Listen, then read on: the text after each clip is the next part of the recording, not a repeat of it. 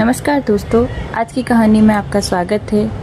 मैं अपने पति की कमाई से अपनी खुशी खरीद रही हूँ बहू। जयपुर की गुलाबी गलियों में एक छोटी सी साड़ी की दुकान पर कमला देवी चुपचाप खड़ी थी, सामने शीशे में अपनी परछाई को देखती हुई जैसे खुद से ही सवाल कर रही हो, क्या इस उम्र में मुझे यह सब पहनने का हक है? अरे दीदी, अगर पसंद आ गई है तो ले ही लो, उनकी छोटी बहन शारदा ने मुस्कुराते हुए कहा। ये रंग आप पर आज भी उतना ही खिलता है, जीजाजी देखेंगे तो खुश हो जाएंगे। शारदा की बात सुनकर कमला देवी के चेहरे पर हल्की सी मुस्कान आई, लेकिन वो मुस्कान तुरंत किसी अदृश्य बोझ के तले दब सी गई। इतनी महंगी साड़ी इस उम्र में, बहू क्या कहेगी? पिछले महीने तो उन्होंने अपने लिए एक साधारण सा पर्स खरीदा था, सिर्फ इसलिए क्योंकि अस्पताल और मंदिर आते जाते पुराने बैग की जिप टूट चुकी थी। घर आकर जब उन्होंने खुशी खुशी वो पर्स अपनी बहू नेहा को दिखाया तो उसकी आंखों में खुशी नहीं, नाराज़गी उतर आई थी। मम्मी जी, इस उम्र में आपको इतना महंगा पर्स लेने की क्या ज़रूरत थी? नेहा की आवाज़ में तंज था। घर के खर्चों का जरा भी ख्याल नहीं है आपको? पापा जी की पेंशन कोई अनंत खजाना नहीं है, थोड़ा बचत करना भी सीखिए। वो शब्द कमला देवी के दिल में किसी तीर की तरह गड़ गए थे। ये पहली बार नहीं था। जब भी वो अपने लिए कुछ लेती, चप्पल, साड़ी या पति के लिए एक साधारण सी शर्ट, नेहा की बातें दीवार जैसे खड़ी हो जाती, जैसे किसी ने उनके चारों ओर एक अदृश्य घेरा खींच दिया हो कि अब आप इसी दायरे में ज़िंदगी जिएंगी। कुछ दिन पहले जब बेटा रोहित ऑफिस के काम से बाहर गया था, नेहा ने अपने लिए पिज़्ज़ा ऑर्डर किया और सास से कह दिया, आप सुबह की बची हुई रोटियां खा लीजिए, नया कुछ बनाने की ज़रूरत नहीं।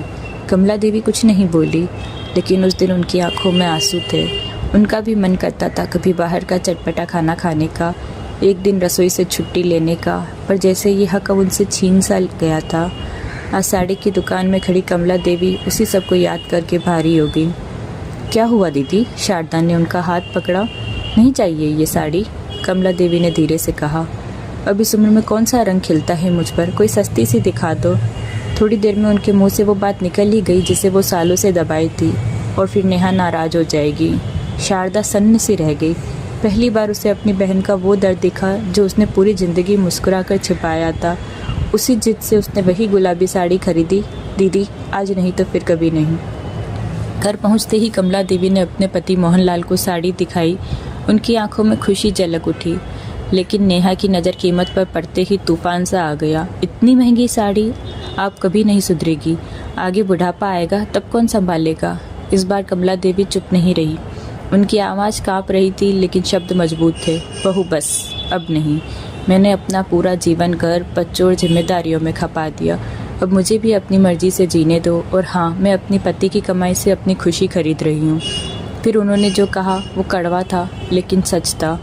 तुम अपने पति के पैसों को जब चाहे खर्च करती हो। मैंने कभी कुछ रोका, कुछ टोका? बाहर का खाना, नई ड्रेस, शॉपिंग, सिनेमा, सब कुछ देखा मैंने।